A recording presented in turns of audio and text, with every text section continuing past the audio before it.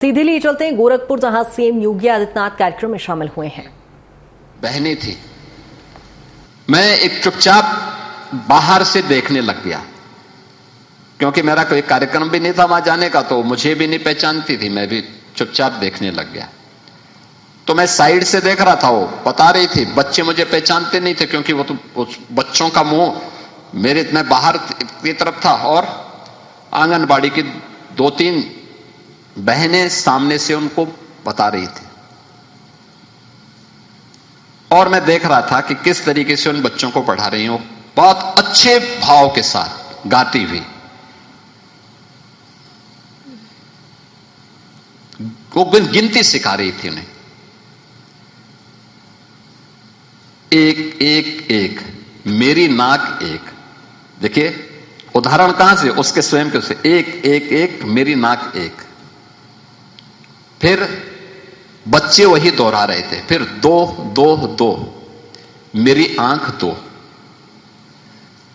इस प्रकार का उदाहरण उसको देते हुए मैं अंदर गया, तो ये सब थोड़ा हिचकी। मैंने उसमें से एक बच्चे को पूछा, मैंने कहा क्या पढ़ रहे थे?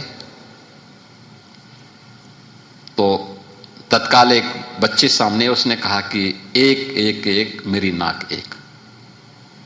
फिर मैंने दूसरे से पूछा, मैंने कहा क्या सीखा है?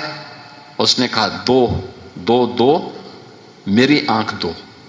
मैंने कहा कहां 2 है? उसने कहा ये 2 है। देखिए कितनी आसानी से समझ रही है, उदाहरण के साथ। कुछ अच्छे उदाहरण प्रस्तुत करके हम आसानी से उन बच्चों को उसका एहसास करा सकते हैं, और यह आपकी बहुत महत्वपूर्ण सेवा होगी। स्कूल चलो अभियान के प्रति उन कार्यक्रमों के साथ बच्चों को जोड़ना। हम लोग इसी महीने जो बच्चे प्रवेश ले चुके, मुझे बहुत अच्छा लगा कि पहले चरण के स्कूल चलो अभियान में 20 लाख से अधिक बच्चों ने अपना एनरोलमेंट करवाया है, उनका नामांकन हुआ। 20 लाख एक बड़ी संख्या होती है। याद करिए, दुनिया के अंदर बहुत सारे देश हैं जिनकी आबादी 20 लाख नहीं, यहां नए बच्चे एडमिशन करवा रहे हैं 20 लाख। बहुत सारे राज्य ऐसे होंगे जहां बेसिक शिक्षा में पूरे बच्चों की संख्या 20 लाख नहीं होगी, यहां हमारे यहां नए बच्चे प्रवेश के लिए नामांकन करा रहे हैं 20 लाख।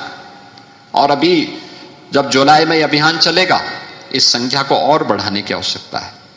दूसरा, उन बच्चों का हम 2 यूनिफॉर्म के लिए, बैग के लिए, बुक्स के लिए, शूज के लिए, सॉक्स के लिए, स्वेटर के लिए पैसा उपलब्ध करवाएंगे। वह पैसा अभिभावक के खाते में जाएगा। एक शिक्षक और एक शिक्षा मित्र के रूप में आपकी जिम्मेदारी क्या है? जिस क्लास की जिम्मेदारी है, उस क्लास के शिक्षक या शिक्षा मित्र या प्रधानाचार्य अभिभावकों के साथ बैठक करें, और बैठक करके उनको बाध्य करें कि जो पैसा उन बच्चों के लिए दिया गया, वो पैसा उसी बच्चे पे खर्च होना चाहिए, उसी कार्य के लिए खर्च होना चाहिए। स्कूल में यूनिफॉर्म में आना है तो साफ सुथरी यूनिफॉर्म होनी चाहिए, यह अभिभावक की जिम्मेदारी। बच्चा स्नान करके आए, ठंडी ज्यादा है तो कम से कम मुंह धो करके तो आए, बाल बना करके आए। वहां पे रवि किशन की नकल करने की आवश्यकता नहीं कि बड़ी बड़ी बाल बनाकर रख करके आए, छोटे बाल बना करके, मेरी तरह छोटे छोटे बाल होने चाहिए।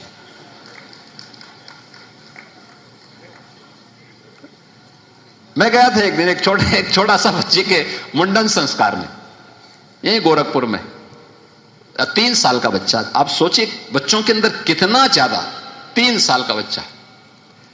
मैंने उसको कहा, मैंने कहा तुम्हारे बाल सब कट गए? कहा नहीं कटे नहीं, तो मैं तो आपकी तरह दिखने के लिए अपना बाल बनवाया। देख, 3 साल का बच्चा मुझसे कहता कि आपकी तरह दिखने के लिए मैंने अपने बाल बनवाए हैं।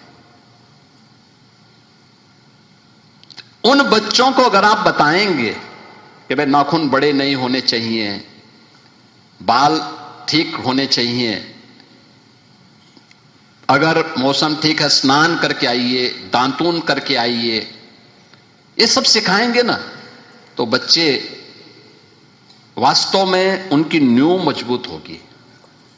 और ये विद्यालयों में भी ये जानकारी देने की आवश्यकता है अभिभावकों की। भाई उन बच्चों के लिए जो सुविधा दी गई है, यूनिफॉर्म बनना है, कपड़े साफ सुथरे रहने हैं तो साफ सुथरे होने चाहिए। अभिभावक उनको धो करके, 2 यूनिफॉर्म है, एक 2 दिन एक यूनिफॉर्म पहले, फिर उसको धोने के लिए परिवार के लोग रखें, दूसरी यूनिफॉर्म को पहनाएं। सर्दियों में स्वेटर पहन करके आए, जूते मोजे दिए गए, जूते मोजे पहन करके आए।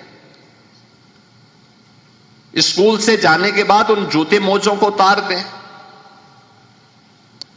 ये चीजें सिखानी पड़ेगी, क्योंकि 17 के पहले तो उनमें से 60 से 70% बच्चे ऐसे थे जिनके पास जूते मोजे नहीं थे।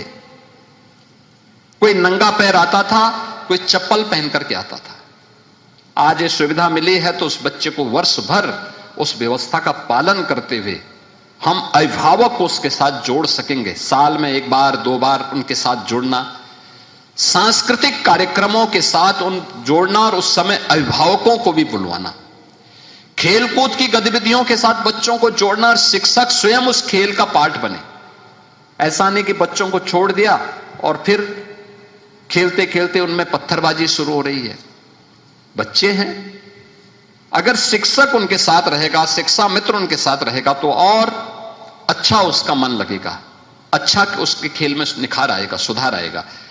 यह हम सबको करना होगा। ड्रॉप आउट रेट को हमें 0 तक पहुंचाने की दिशा में कार्य करना होगा। याद रखना, शिक्षित समाज होगा